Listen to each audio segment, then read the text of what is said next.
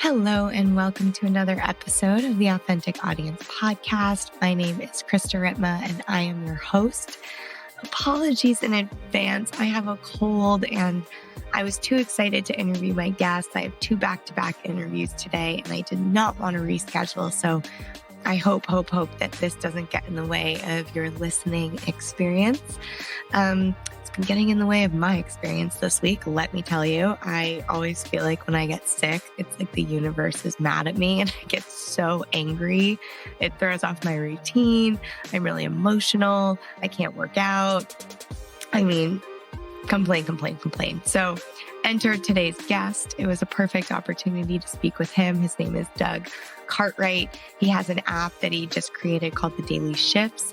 And we talk all about mindset and those daily reminders that we all need, no matter where we are on the spiritual path, and especially if we've yet to start on our spiritual journey. So it was nice to talk to him. I have to be honest, I did not do a lot of research before I spoke with him because Biet Simkin, who I talk a lot about, she reached out and said, Krista, you must have Doug on your podcast. And I trusted her. So I went for it and it was awesome. It was a great conversation. I really enjoyed him. I enjoyed hearing about his process. He's early on in his spiritual process and has, he's really drinking the Kool-Aid and wants to share it with as many people as possible and has gone all in on this app. And I love seeing people in business that are so passionate about the work that they're doing and about helping other people and creating something successful and awesome. So I really enjoyed this conversation. I'm always excited when people reach out and insist that I interview and speak with certain people. I love connections. So yeah, and I love business. Anyway, I hope everyone is having a beautiful week and I hope you enjoy this episode.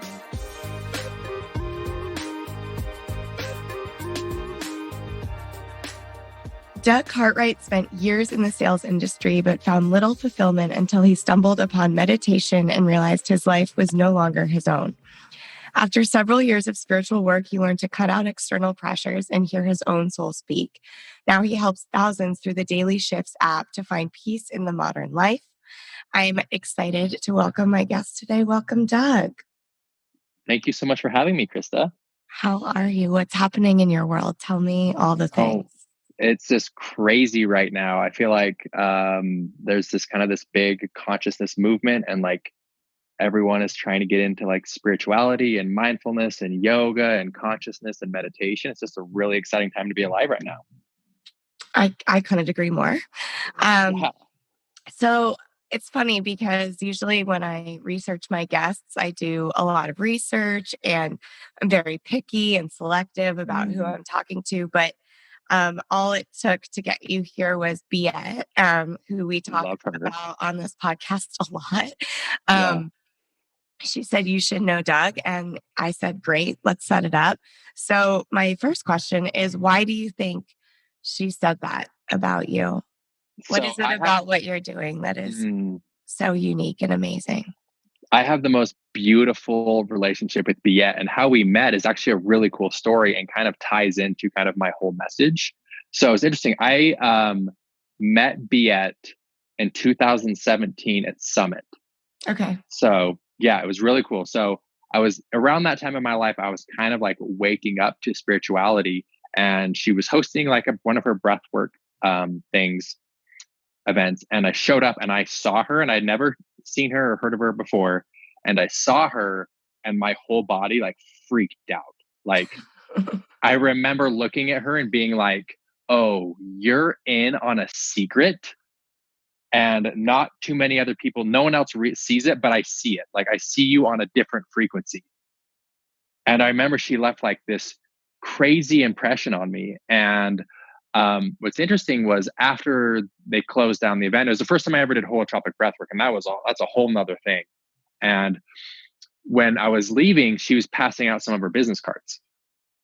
And so I remember taking one of her business cards, and I never talked to her. And I just took the card home with me. And I used it as a bookmark for all the books I was reading. So her card was always on my nightstand. Wow. So literally, this is where it gets crazy. Fast forward a year. So a year ago this time, it's literally about a year ago this time.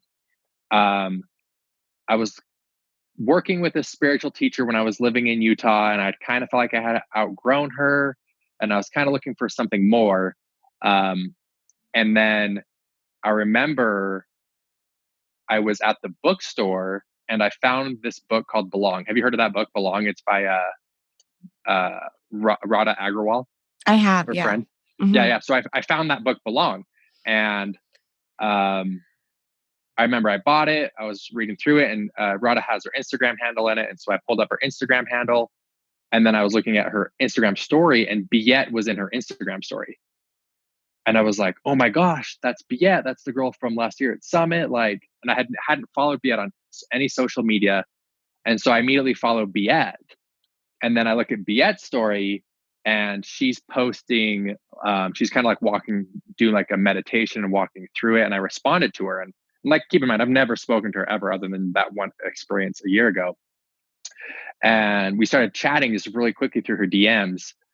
And then about a month later, I'm on the airplane flying from Salt Lake to New York City for my 30th birthday party. And I get a post. I see a post from Biet saying, hey, I'm looking for 2 new spiritual students. And I'm like, bam, that's Done. it. Done. And it was crazy because, and then I start looking through Biet's Instagram a little bit more, and I see that she's based in New York City.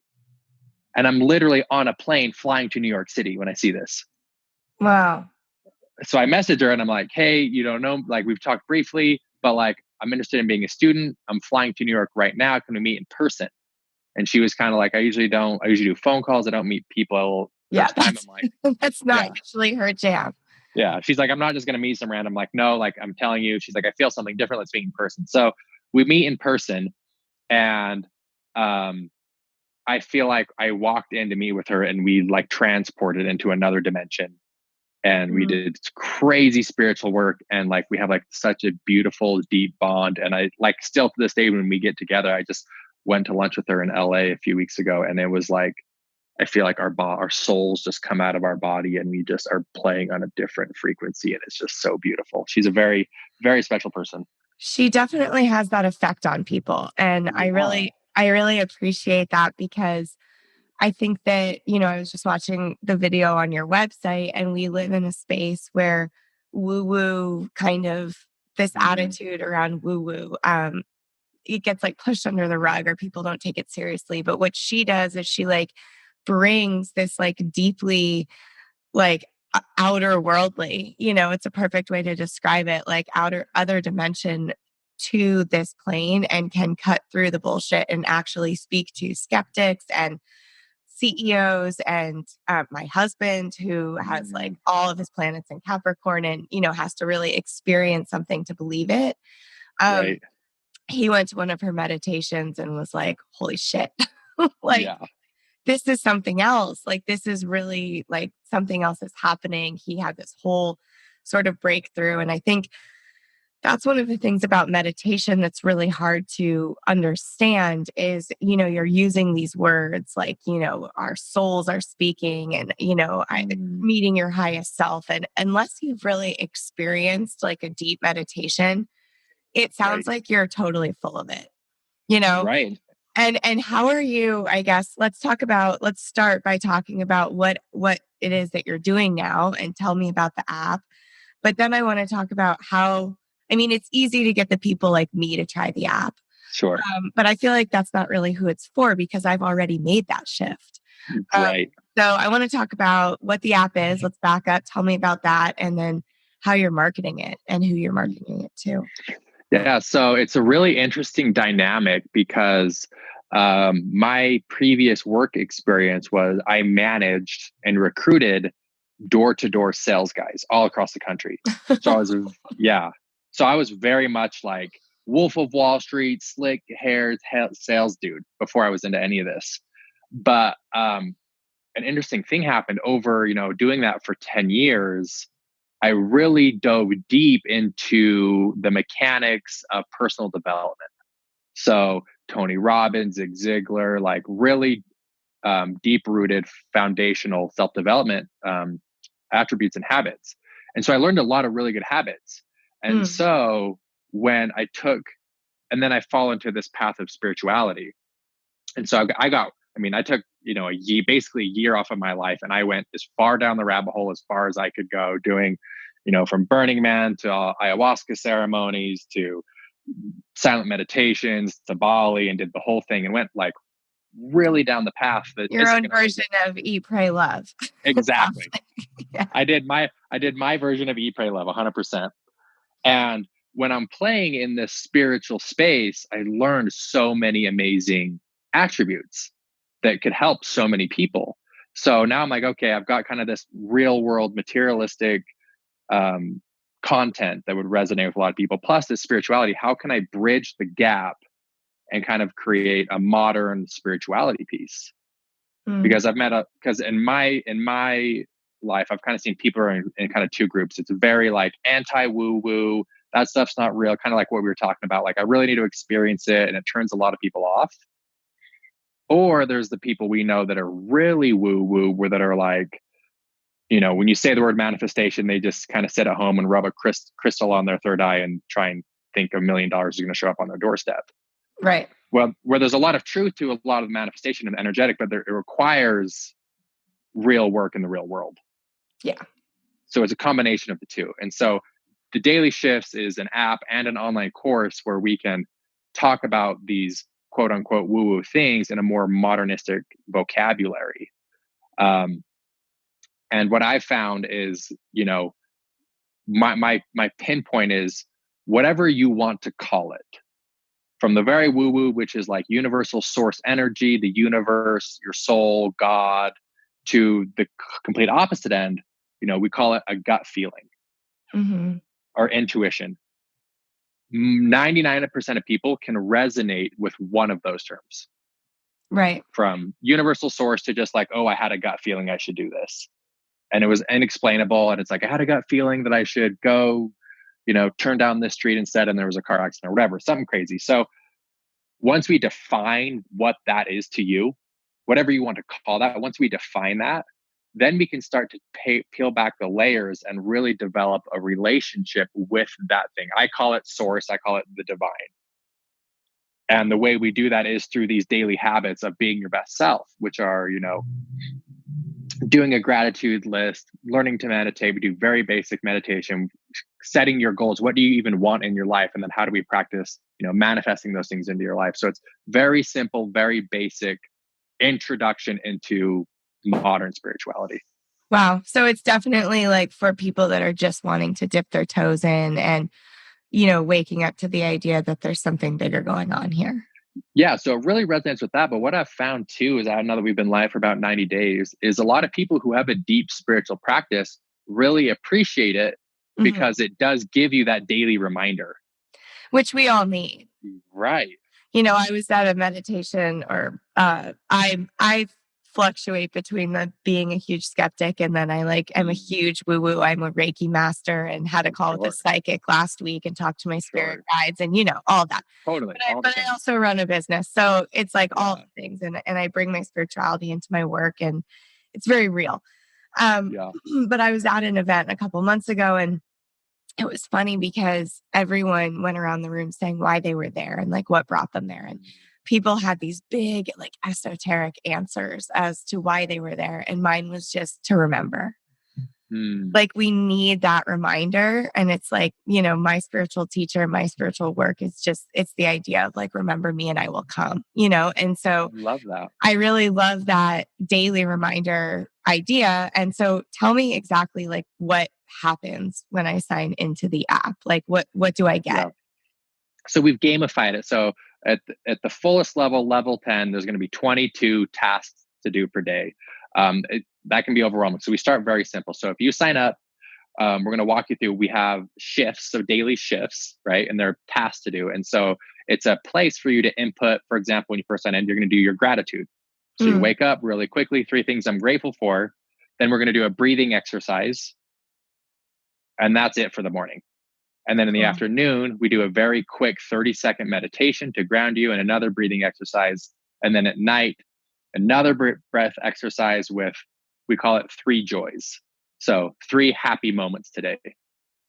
And that just starts to change your paradigm and rewire your neural networks to start feeling a place of gratitude. And as you show consistency in these really simple things, we add a little bit more. So the Cool. foundation is mind, body, soul. Then we're going to start tracking, like, are you staying hydrated? Are you sleeping enough? How's your diet? Are we also staying curious? Are we developing our talents? And then we also have a whole place where you can input all of your goals for your life. When you say we, who's we? Do you have a team? Like, have you brought in other sort of experts to create this with you? So I have a lot of back end teams. Okay. But as far as teaching right now, it is currently just me. But the goal of Shift, the bigger vision I have with it, is a platform for multiple spiritual teachers and Hmm. yogis and life coaches, whatever resonates. And so I do want Shift to be a platform for more. So as we continue to grow, we will be bringing more people onto the platform. That's great. So it sounds Yeah. like it's the beginning piece is it's a lot about mindset. Yes. Yeah. And I think that anybody can sort of get on board with that. It's funny. I was talking to Gay Hendricks. He was on my podcast a couple of weeks ago, and because you and I are the same age. And so this idea of meditation or spirituality, I feel like I take it for granted. Like I got my yoga teacher training almost 10 years ago now. Wow. And but I was still living in this place where like my dad doesn't meditate daily. He's, in his 60s. And, but my mom, she's gotten into this like, over the last 10, 15 years. And I was asking, yay, I said, I sort of felt like this was a new concept. Like consciousness is just now expanding into this idea of meditation and mindfulness at work, especially at work. And then I read his book, The Corporate Mystic, which was written, I think, in the late 90s. And it was saying that a lot of these big CEOs were already doing this work. And I sort of felt like, wait, have things actually shifted? Or are we just like sort of stuck in the same place that we Becoming were? a And what he said, which I find really interesting to this, is he said the mindset has changed. So back in the day, in the 70s, 80s, he was leading these seminars on spirituality, especially in high level business. But now, instead of it just being women, there's men in the room too. And totally he finds that there is this huge shift happening where it's not just these women who want to make these changes, but like the men that are actually in these like very high level positions as well are catching on. And he's looking out in the room and finding that, half of the people coming to his events now are men. wow. And we, had this big conversation about the masculine and the feminine needing to come together, which is a whole nother thing. But I think that it's really cool that it's like something this simple. And what he said is it's the mindset. It's the mindset. And when I asked him when Ooh. the last time he was in a bad mood, he said 40 years ago. And that's longer Mm, than you and I have been alive. And, right. I was in a bad mood yesterday. And so Sure. I think a big piece of it is the daily practice. He was telling me Right. stories that he came up with in his 30s and still practices to this day. And what was so cool about that interview and why I'm bringing this up was I got to see what those daily habits, those daily shifts Mm, that you're helping people create looked like over 40 years.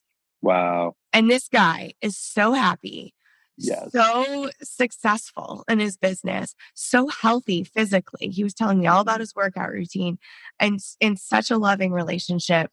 I'm like, done. And then this app is kind of great because it's going to help people do that every day. I'm a deeply spiritual person and I definitely don't make a gratitude list every day. Right. Yeah. And but it's like, and the thing that's so beautiful about the daily shifts is that it's so simple. Right. It's so simple. And it's just these little shifts just to get you back in alignment. Just like, it is what you were saying. Like it is these daily things that you do every day. And as going back into this masculine thing that's happening, as more and more men are waking up to this mindset, is, I literally, my sales pitch when I'm talking to my friends about it is, hey, listen, I can teach you to have a connection to something bigger than you, however you define that. And you can still watch football and drink beer on Sunday. Right. Right. So it's like you can do both. And when I come from kind of that angle where you don't, because the biggest turnoff I feel like for the reason it's harder for the masculine to kind of get into this space is they think it's like, okay, well then I have to like shave my head and move to Bali and start doing yoga. And sure, if that's what you want to do, that's great. But I'm just trying to say, like, you don't have to do that. You can continue to live your normal life. And just like you were saying, you can be in a good mood all the time, Yeah. you know? And by doing these simple shifts, it doesn't matter what happens in your external world because you're so aligned internally that nothing can affect you. Yeah. It's And that's powerful. the whole purpose. The whole purpose of the spiritual work is just living, maximizing our human experience in that state. Yeah, I think it's really beautiful. And that's definitely aligned with like what Biet says. She talks about how being like deeply spiritual, but also finding abundance in our lives. And I think Yeah. it's this idea of being where you're at. I was just in Right. Nepal a couple months ago, and I talked about this.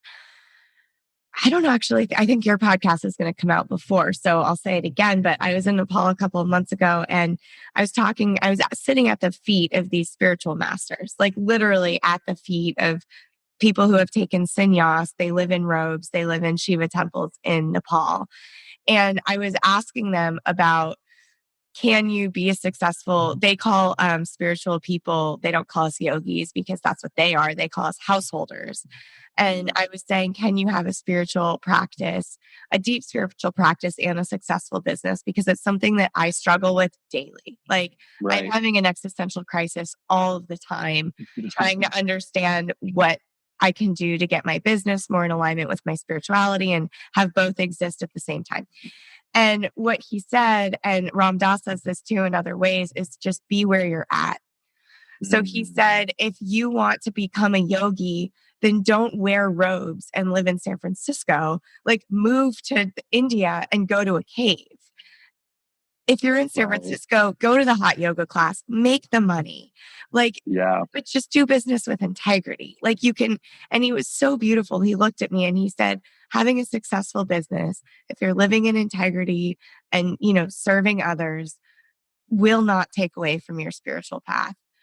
And then I had just had my call with Biet where she was sort of giving me permission to do the same thing. And I feel like that's what this app is doing. And I Yes. think that we're coming back to the mean, we're coming back to the middle. It's not, which is funny because I think in politics we do that as well. And it's this, we were swinging too far to the woo woo. Right. Yes. And Totally. we will never get my dad to have a Reiki session, for example. Sure. But we can definitely get him to create the gratitude list, to do a breathing technique, and I think that this is where we need to come back to. Like, we need to come back to the middle ground of where we can all sort of agree there's something bigger going on. And how do we tap into that? I mean, that's really it. Really. And one of my favorite quotes along this line is, I would tell people, I'm like, hey, your Kundalini practice is amazing and beautiful, but rent is still due on the first, Right. Like I mean, amazing it's real. Kundalini practice, but like you still got to pay your rent. And so it's like, how do we have a connection and fulfillment and feel so much bliss and euphoria inside while continue and still manifesting abundance, And I think that's kind of the way it's headed. And that's exactly what the app is for. It's just like, can you just do these simple things every day as you live in the modern world, to remember yourself? Remember yourself is the key. That's beautiful. I think that's going to be the soundbite that we use to promote this episode. Oh, I love it. I did have another question though, along those lines, actually. So as you sort of found your spiritual journey, or were driving along the spiritual journey, I tend to, and my teachers always say the poison comes before the nectar, right? So I got really righteous for a long time, and like, you shouldn't create a job, or you shouldn't be charging, or you shouldn't, and if you look at my clients, they're all basically charging for the spiritual work and the services that they're providing. So did you have that sort of inner battle at all when you decided to take this like deeply personal work and share it and make money from it? No, I mean, obviously that comes up a lot, and a lot of people I talk to run into that. But for whatever reason, I was so blessed. I mean, I made $1 million in sales commission by the time I was 24. Right. And did really, really well financially. And I really think I understood, and I always worked in high integrity. That was always a part of my business. I never felt like I was being dishonest in my sales or whatever. And so I really grasped a deep foundation of the value provided. And if you provide value to someone, they will want to pay you. And so now that I'm in like spiritual work, and like, this is actually going to change people's lives, It's like, how much value is that worth? Because if you think of like this, the main problem you have in your life, the anxiety around your business or whatever, if someone could come and take that from you and teach you how to not experience those really deep, scary emotions, you would pay them whatever they wanted. I mean, I do Right, that. right. Yeah, I pay my life coaches a lot of money. right. Because it's like, help me. And so when I think about it that way, like, how much would I pay someone to help me overcome this personal hurdle? And I think I'm coming from a place of value. And as once I feel like I'm really showing deep truth and value to people, I have no problem charging for it, you know? Yeah. And I think Yeah. it's really cool. It's not like it's not like you're giving us spiritual teachings. It's Yeah. more that's not it. That's not what this is. And I Mhm. think that that's a really important sort of distinction also Yeah. between this and other apps. And you're not calling yourself like a spiritual teacher. Mhm. You're just sharing, as a Yeah. student what's working for you. And it's like Yeah. little mindset shifts. It's really cool. Yeah. Um so the other thing I wanted to ask was, you say this is a business podcast. So it always Mhm. gets very spiritual because that's who we are and that's who I Sure. call in to be on this. But I like to talk about the business side. So Yeah. when you took time off, obviously, you made a good amount of money. So a lot of people come into a mindset of when they're launching something new, they're very fear-based because they have to pay their rent. So Right. when you decided to make this shift into this kind of work and putting out an app, like none of this is cheap. And I can Right. tell that you've been very intentional by what you've done and you just recently Mhm. launched.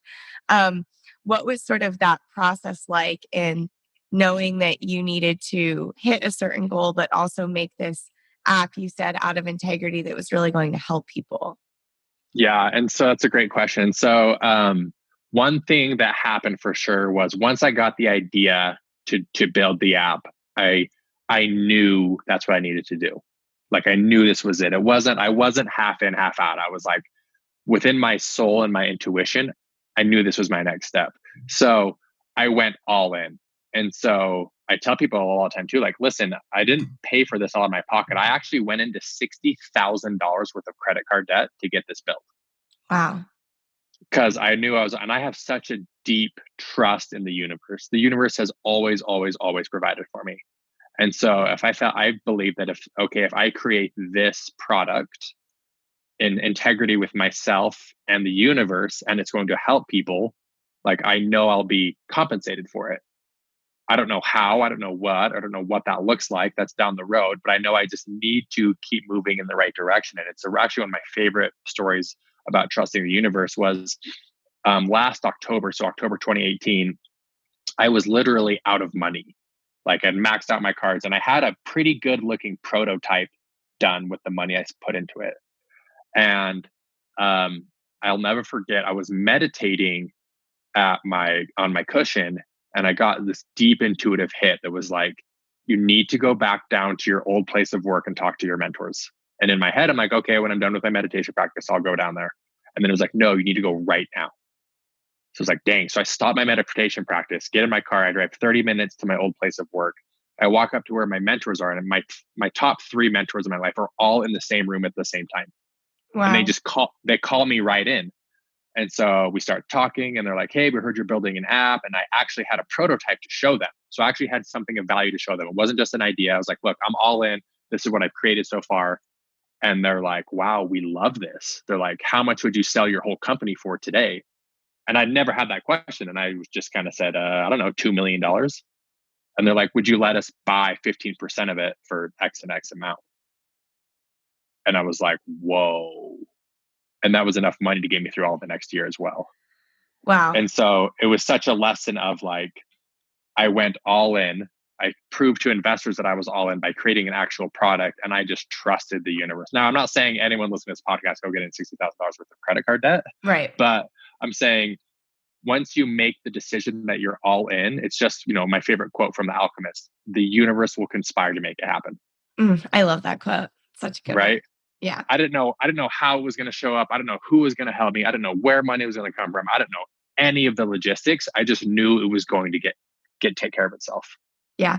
Well, what I think is really an important reminder, because, and I had Krista Williams on my podcast, and she's got like the number one podcast. She's kind of amazing. She lives in LA. She should interview you, actually. Anyway, she was saying, talking about all the work that goes into manifestation. And I think Viet talks about this as well. And so, you were sitting there and you were meditating, but that's on one side, you were really trusting. And I really believe, and I tell all of my clients this, anytime we go into launch mode, like I have 3 clients going into launch mode right now. So of course I'm getting the phone calls with them crying. Can I do this? All the ego, doubt, resistance is coming up. And I'm really like, a lot of people joke that I'm a resistance coach instead of a marketing coach, because if your mindset is not in the place of this is going to succeed, or like, I have to make 10 grand on this launch because I have to pay my rent, or this is what's going to take me through paying my team, that's the wrong mindset to have. Totally. And so it's, to me, it's equally as important as the offer is your intention, your mindset, which are 2 different things. Your intention going into it, your mindset around the launch, and then the offer itself. Is it priced right? Is it valuable? Is it great? Is it going to help the world, etc.? But I think that what you're talking about, it's important to remember, and Krista was saying this too when I interviewed her, that she's had some really amazing success in sort of a short amount of time. And a lot of that is believing in what she's doing. And I love that about you.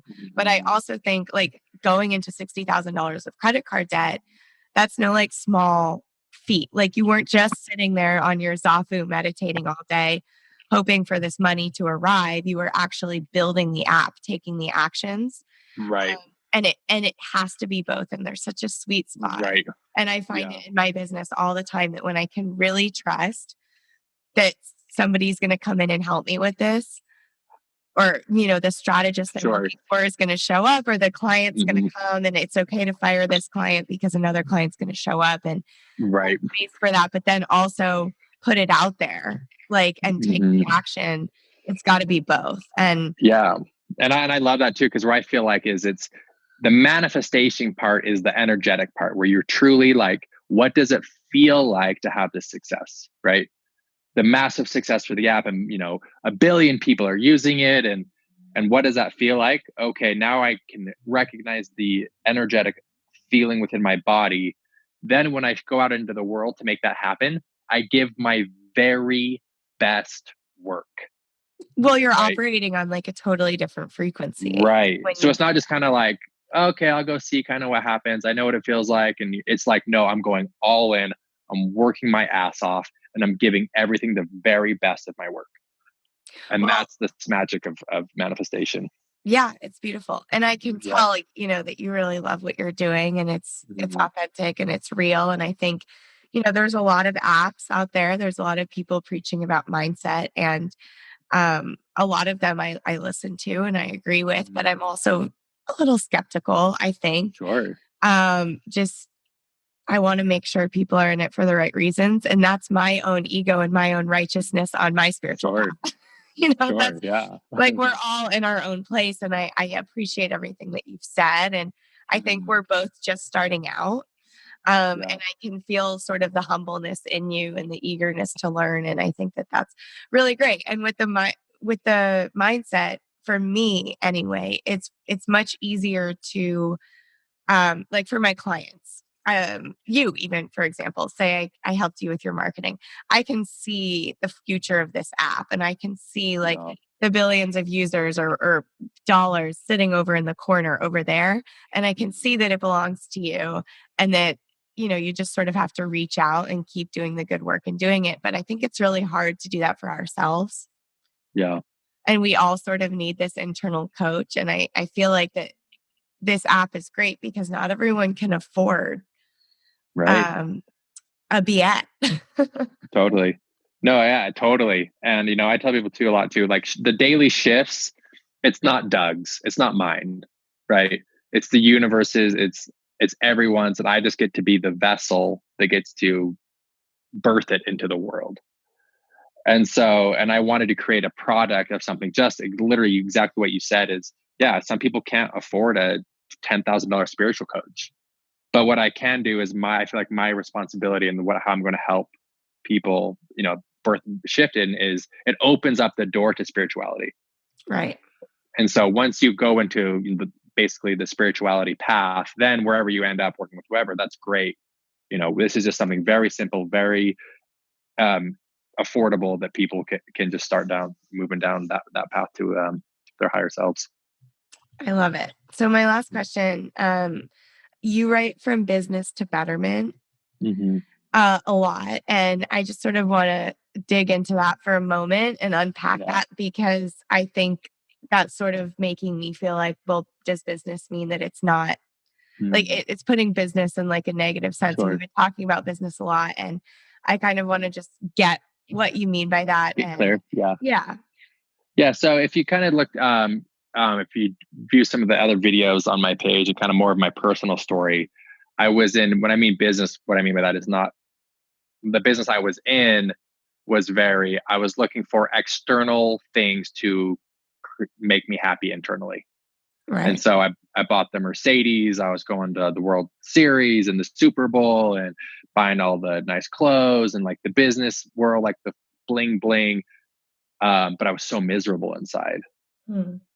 Right. So my old life, I was very busy. My personal relationships I didn't take care of my personal relationships. I felt very disconnected from my friends and from my family because I was so business. Like people would tell me, like, when you talk to Doug, it's like he's always in business mode. He'll never ask you how you are. He's like, okay, like, let's check the check box of what do we need to do? What do we need to accomplish? And I was kind of always in that mode. And so it felt like every conversation on a personal relationship was like an interview. Right. And so it was very businessy. It was very business all the time. To betterment, whereas now, okay, like, oh my gosh, I've opened up my heart. I feel deeper emotions of compassion and empathy. And so that's what I mean when I talk about that on my website. Yeah. Have people in your life sort of noticed the shift in you? Oh, I went to lunch with a friend not too long ago who knew me before and after kind of my awakening. And she was like, I don't even know. I feel like I'm talking to a different person. Like that version of you doesn't even exist anymore. Wow. And yeah, so a lot of people are like, you're a totally different, like you're still you, like the fun things about you are still you, but like you're a totally different person. And it was because I was so business all the time. And I was able to relax on that piece and just really learn to appreciate and be in the moment and love my life now. Wow. I mean, it sounds like you're drinking the Kool-Aid and you're sharing it. So that's great. Sharing is caring.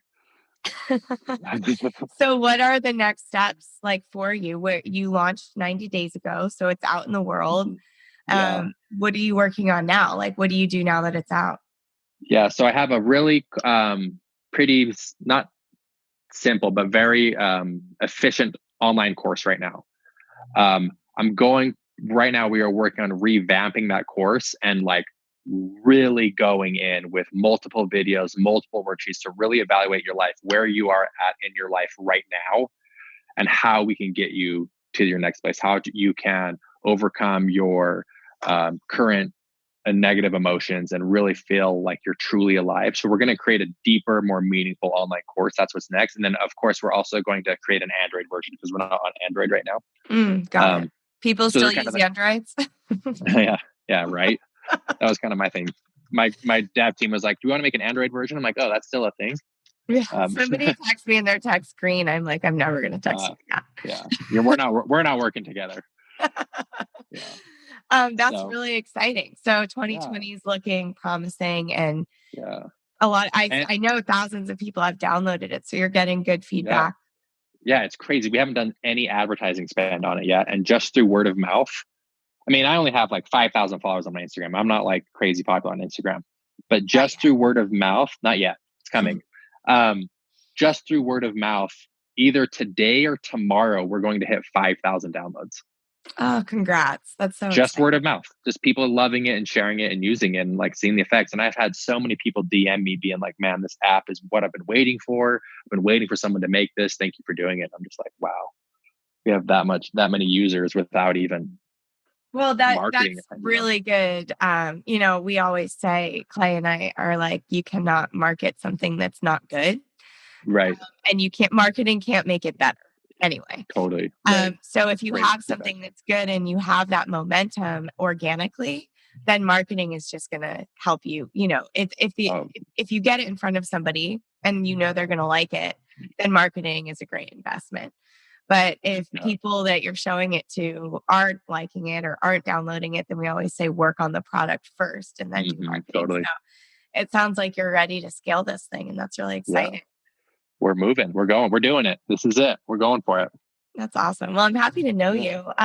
Same. The last question I ask every guest on the show is the same thing. So this is the Authentic Audience podcast. I got in there and asked some questions that I felt, I always try and suss people out for my guests. And now I'll share you with the world. And I believe that what you're doing is really authentic. And I think it's beautiful. And I'm definitely going to download the app. And my questions that I ask everyone are, number one, do you have a moment of inauthenticity? Maybe even during this process of creating this app, that you made a decision out of integrity or from an ego place or somewhere that wasn't 100% grounded in your soul speaking to you. Because to me, those moments are the ones that I always really learn the most from. I'm still, heavily on this self-growth path, and I like to feel seen. So a lot of times I'll, say yes to a client because I'm so excited that they wanted to work with me. Things like that. And then I realize, oh shit, 3 months later, like this is not at all in integrity. Anyway, those are big moments for me. So I'm wondering on your spiritual path, especially because I think you can think of moments of inauthenticity before you really got into this. Yeah. But what would be interesting to me is to know if you have moments like that now and how you learn from them. Yeah. And so the first thing that comes to my mind was as I was building the app and thinking about, okay, how am I going to scale it? How am I going to monetize it? How am I going to make money? I've been blessed that I've been connected to some really influential social media influencers. Mm-hmm. And so kind of in the back of my head, it's like, oh, I'll just get so-and-so to post for me. Mm-hmm. And that will take out all of the legwork. Like I won't have to do marketing. I won't have to do that. And like, oh, I'll just push it off onto them. And in the back of my head, it was because I was having imposter syndrome. It's like, oh, I can't do this on my own. I'm not good enough. Like I need someone else to do it for me. Like, why would someone buy from me? Because I'm a nobody. But if I could get so-and-so to post for me, then, then it validates the deal. But then it validates who I am as a person and the value I can bring to you. And so it was kind of like I was going out into the world thinking, as I publish this, I'll just get this person to post for me and then I won't have to do it. But really, I'm like, that's so inauthentic because I am valuable. I am worthy. I can provide value and I don't need someone else to post for me. I mean, people will post me, but it was taking away from my own personal credibility and my personal value. And that felt super inauthentic because it was almost like I was trying to cheat the system. Mm-hmm. because I knew someone who was popular on Instagram and that they'll do all the legwork for me, when it's really like, no, like I don't need anyone to post for me and I can authentically grow this because it is valuable. And so it was more of a personal check with my own self. Yeah. I really strongly resonate with that, actually. Yeah. I think it's really hard when you know that your service or offering is amazing. And it's hard. It's hard to pitch yourself. I was just talking to somebody about this last week. And it's like, I know that if somebody comes to me and does marketing with me and hires me, they're going to have a fantastic experience. But how do you say like, hey, I'm really great? Like that's so sure. Versus like, I too have friends that, vouch for me and post about me. And it's like, oh, well, they're saying it. So you can trust them. It's just, it's a funny little beast. It's almost like we're seeking that validation from them. We need them to say it, so then we feel validated. And I feel like that's not true. Like we, me and you, we provide infinite value to everyone. So yeah, it's true. That's a good one. Okay. And then we always end on my favorite is sharing a moment of like real authenticity. So a decision that you've made that was maybe not easy, but you knew that you had to make it because your gut or source or spirit or just your heart with integrity told you to? Yeah. So this is very vulnerable. And this happened to me 2 weeks ago. Great. But I was in negotiations with a company that wanted to invest in Shift.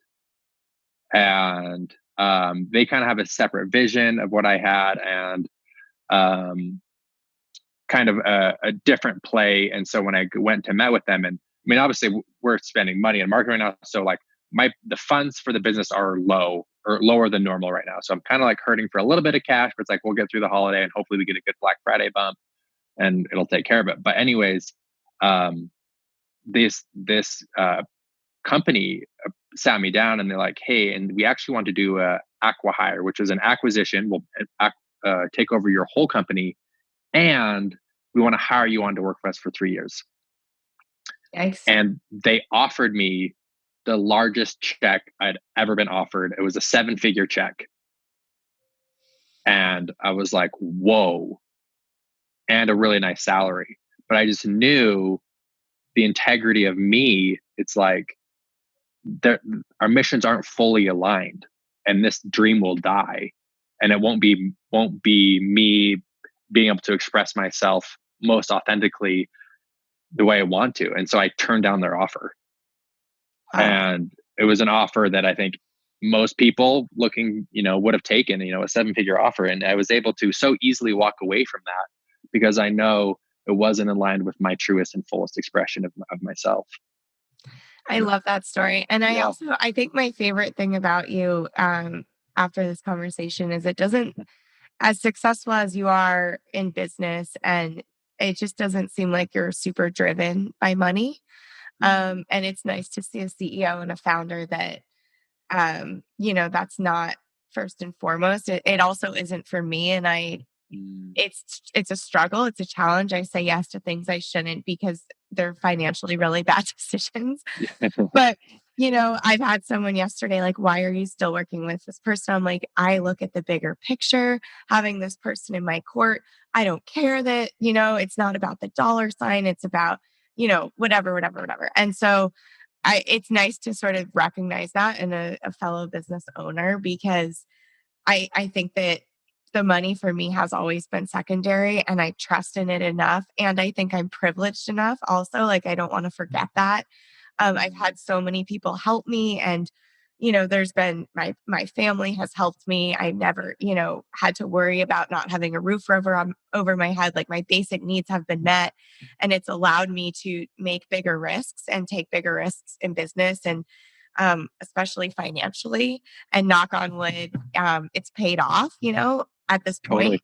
But I think, there's two things. One, I'm fortunate enough to not have grown up really stressed out about money. My family was never, and if they were, they didn't show it to us.